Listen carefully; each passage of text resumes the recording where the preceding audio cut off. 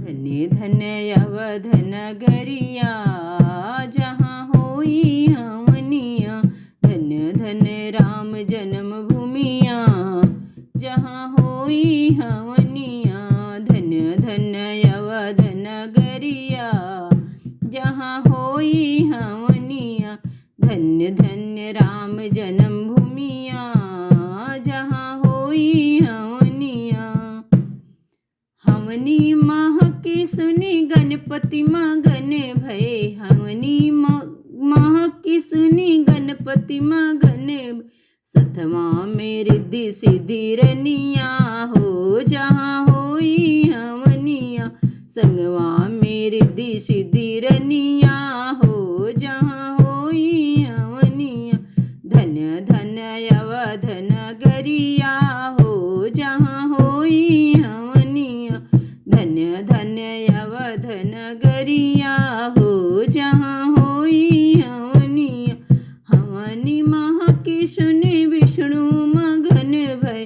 हवनी माह की सुनी विष्णु मगन भय। सतवा में लक्ष्मी रनिया हो जहाँ होई हवनिया। सतवा में लक्ष्मी रनिया हो जहाँ होई हवनिया। धन्य धन्य राम जन्म भूमिया हो जहाँ होई हवनिया। धन्य धन्य अवध नगरिया हो जहाँ होई हवनिया। हवनी माह की सुनी शंकर मगन भय। हवनी माह की सुनी शंकर मगन भय। सतवा में गौरा रनिया हो जहाँ होई हवनिया। संगवा में सत गौरा रनिया हो जहाँ होई हवनिया। धन्य धन्य अवध नगरिया हो जहाँ होई हवनिया।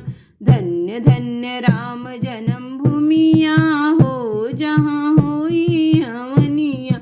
हवनी माह की सुनी कान्हा मगन भय। हवनी माह की सुनी कृष्णा मगन भय। सतवा में राधा रनिया हो जहाँ